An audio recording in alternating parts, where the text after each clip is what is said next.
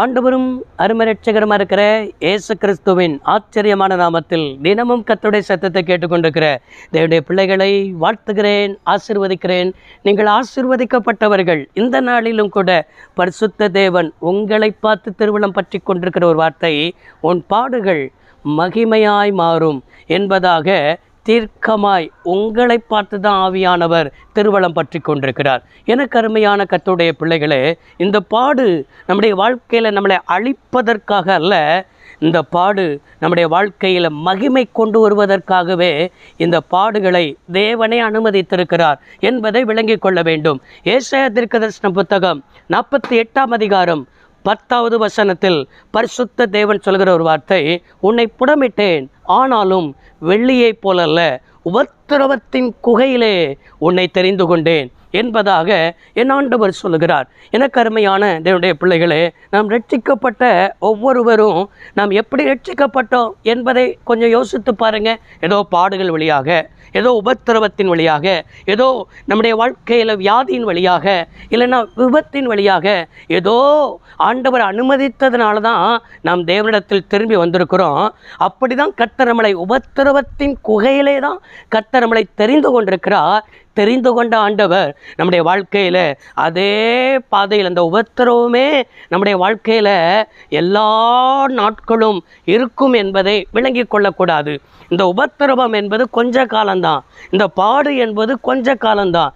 கொஞ்ச காலத்தில் தான் இந்த பாடுகளை தேவன் அனுமதிப்பார். யோசேப்புடைய அனுபவத்தை கொஞ்சம் எடுத்து பாருங்கள். சூரியனும் சந்திரனும் 11 நட்சத்திரங்களும் வணங்கும் என்கிற சொப்பனத்தை பார்த்தான், சொப்பனத்தை பகிர்ந்து கொண்டான். அவனுடைய சகோதரர்கள் எல்லாரும் பகைத்தார்கள், பகைத்து குழியிலே தள்ளி போட்டார்கள். அது மாத்திரமல்ல, இஸ்மவேலரிடத்தில் விற்று போட்டார்கள். அடிமையாய் கொண்டு போகப்பட்டான்.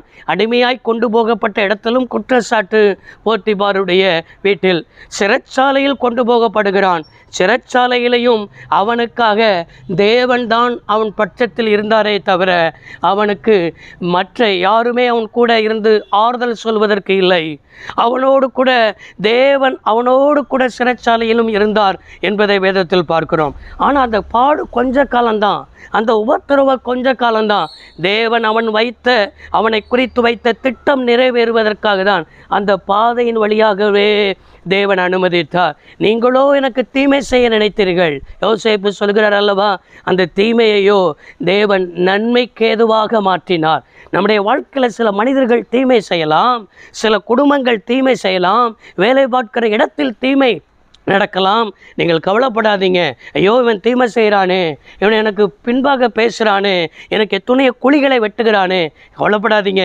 ஆண்டவர் அதையே நன்மையாய் மாற்றுவார். யோசேப்புடைய வாழ்க்கையில் அவன் போன பாதையெல்லாம் அவனுடைய சகோதரர்கள், இவங்க தானே இப்படி பண்ணிட்டாங்க, இவங்க தானே என்னை இப்படி என்ன செஞ்சிட்டாங்க, தகப்பன் வீட்டில் இருந்து என்னை இப்படி விற்று போட்டாங்க, அவன் நினச்சிருக்கலாம். ஆனால் அவன் அந்த பாதையே தேவன் தான் ஆண்டவர் அனுமதித்தார். அவன் எகிப்து தேசத்திற்கு போகணும்.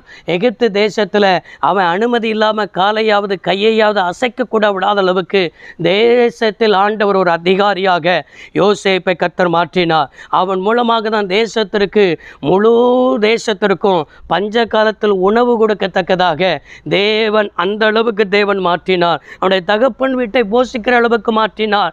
அந்த பாடு அந்த யோசேப்புக்கு மகிமையாக என்ன செய்தது, மாறினது, கனத்துக்குரியதாய் மாறினது. உன்னையா வணங்க போகிறோம் என்று சொன்னார்களே சகோதரர்கள், யோசேப்பின் கால்களில் விழுந்து வணங்கினார்கள். உன்னை பார்த்து அற்பமாக நினைக்கிறார்களா? உன் குடும்பத்தை பார்த்து அற்பமாக நினைக்கிறார்களா? இவனா இவளா என்று சொல்லி உன்னை அற்பமாய் நினைக்கிறவர்களுக்கு முன்பாக உன்னை மகிமையாய் மாற்றுவார். உன்னை ஏராளம் பேசுகிறவர்களுக்கு முன்பாக மகிமையாய் மாற்றுவார். உன்னை நிந்திக்கிறவர்களுக்கு முன்பாக மகிமையாய் மாற்றுவார். இந்த நாட்களில் நீ பாடுகளை படலாம், இந்த நாட்களில் நீ அவமதிக்கப்படலாம், நிந்திக்கப்படலாம். சோர்ந்து போகாதே சகோதரனே, சோர்ந்து போகாதே சகோதரியே, இந்த பாடு உனக்கு மகிமையாய் மாறும்னு என் ஆண்டவர் பேசுகிறார். யோசேப்பை உயர்த்தினது போல நான் உன்னை உயர்த்துவேன். நீ கலங்காதே, சோர்ந்து போகாதே, என்னை பிடித்துக்கொள், என் வார்த்தையை பிடித்துக்கொள், எனக்குள் உறுதியாயிரு, நான் உன்னை மகிமைப்படுத்துவேன். சர்வ வல்லமையுள்ள தேவமே, அன்பு தகப்பனே, உம்முடைய பிள்ளைகள் என்னென்ன பாடு வழியாக கடந்து செல்கிறார்களோ இந்த பாடு உம்முடைய பிள்ளையுடைய வாழ்க்கையில் மகிமையாய் மாறுவதற்காக உமக்கு நன்றி செலுத்துகிறோம். நீர் அப்படியே செய்வதற்காக ஸ்தோத்திரம். இயேசு இரட்சக நாமத்தில் வேண்டி கேட்கிறோம் நல்ல பிதாவே, ஆமென். கர்த்தர் உங்களை ஆசீர்வதிப்பாராக. God bless you all.